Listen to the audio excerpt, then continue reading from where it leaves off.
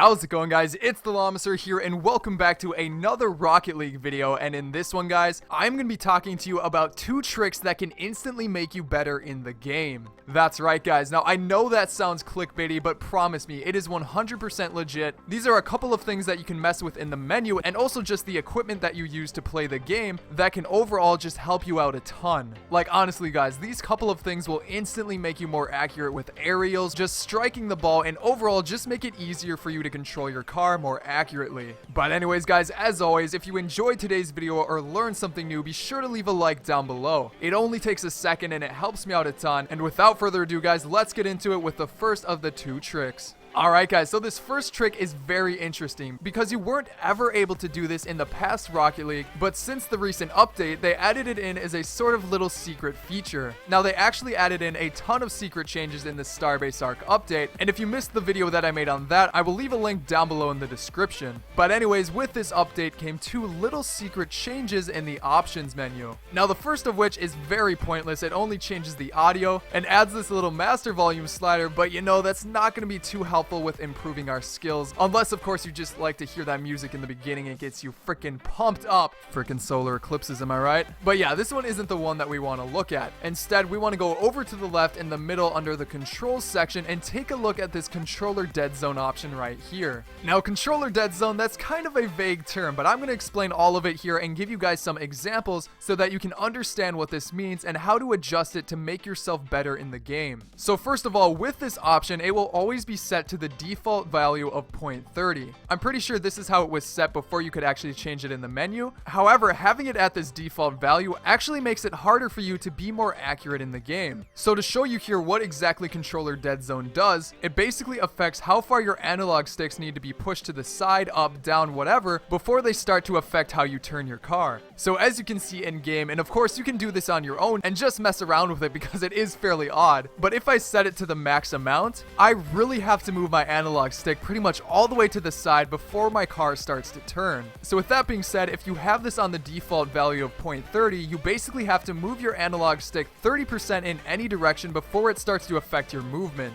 So of course, guys, as you can probably already tell, having that weird dead zone in the middle makes it very hard to make small adjustments, and it'll just pretty much always throw you off. Because if you think about it, your brain has to do this pretty much pointless task of memorizing where exactly that dead zone is. And as you can imagine, that's not very easy to do. The analog sticks on pretty much every controller are already so small and don't have that much movement that knowing where that 30% is pretty much impossible to get down perfectly. Like, a perfect example of this is the game Bottle Flip. I'm just gonna go out on a limb here and assume everybody has that game. It's honestly amazing. But with that, you have to get this weird muscle memory down of knowing how long to hold down to know where your bottle will flip to. And of course, getting that down perfectly is insanely hard to do. And this is pretty much the exact same situation with this dead zone right here. You have to memorize how far to move it before it actually changes anything. So with that being said, with all the theories out of the way, you're gonna want to turn down this option as small as you can. Now, the value that I like to put it to, and it's a little weird, I like to put it to 0.10. For some reason, when you have it at this value, even if you move your stick the smallest freaking increment you could imagine, you can see it starting to turn your wheels. So by having it work like this, your brain doesn't have to memorize that weird, pointless dead zone, and you can just instantly know when pushing your stick around will affect your car. Now, by making this change to putting your dead zone down like this, you will instantly notice the results. Like, for example, before I started messing with this feature, I kept noticing that when I went to make a small adjustment, like I was just behind the ball ready to hit it, I knew exactly where I wanted to strike the ball. But when I went to put in that direction on the analog stick, for some reason, it would always seem to just be off. Now, you probably know what I'm talking about here. You go to shoot the ball one direction and it just goes slightly off pretty much every time. And again, one of the main reasons that this is happening is because you have that weird controller dead zone. Now, of course, this isn't the sole reason of why you might be missing shots. It comes down a ton to skill and practice and just taking those shots over and over and over again before you get it down perfectly, but messing with this dead zone option will definitely help you out a ton. But anyways, moving on to the second tip here, this one has to do with the monitor or TV that you are using to play the game. Now, you're probably thinking to yourself, how does the TV that I'm using affect how I play the game? And in fact, it actually affects how you play a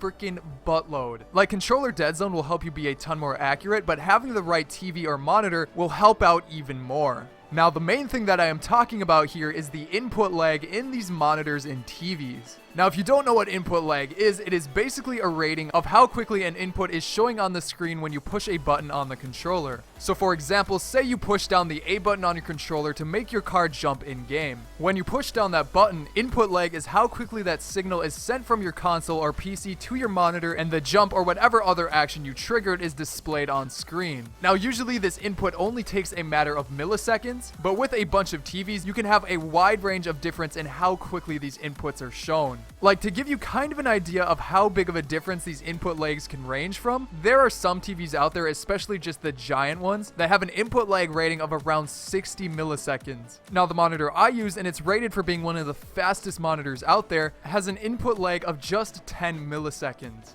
That is a very big difference. Now again, when I talk about milliseconds, it might sound like a fairly small difference, but when you're playing a game like Rocket League and you need to make those tiny adjustments, this difference in how quickly those inputs are shown on screen can affect your gameplay in huge amounts. Like, this is the very reason at RLCS and pretty much all pro tournaments, they use monitors that are rated with very, very low input lags. So with that being said, if you want to step up your game in pretty much any video game out there, you definitely want to move to one of these quicker monitors. Now, when looking at monitors to buy, they will almost always never tell you the input lag on the description. They'll give you a thing about response time, but that is completely different from input lag. So if you want to see how a monitor is rated before you buy it, you're going to want to go over to the input lag database site. I'll leave a link down to that as well in the description, and you pretty much just want to look on this for the monitors or TVs that you are looking at. Now, the monitor that I recommend is definitely the one that I use because it is affordable while also having an insanely low input lag time. Now, this monitor goes by the name of ASUS, whatever they're called. It's the VX238H 23-inch monitor. Now, I'll leave a link down below in the description to this one as well because it is definitely one of the best ones out there. It generally goes for around $120 to $140, which is a lot cheaper than, say, BenQ monitors, which can range upwards of $300, and it performs exactly the same, if not better, than those monitors. And also, these ASUS monitors are insanely reliable. I've had mine now for, I don't freaking know, it's been like at least 3 years and it is still going strong. In fact, I just ordered another one for my PC build and I'm super excited for it to arrive.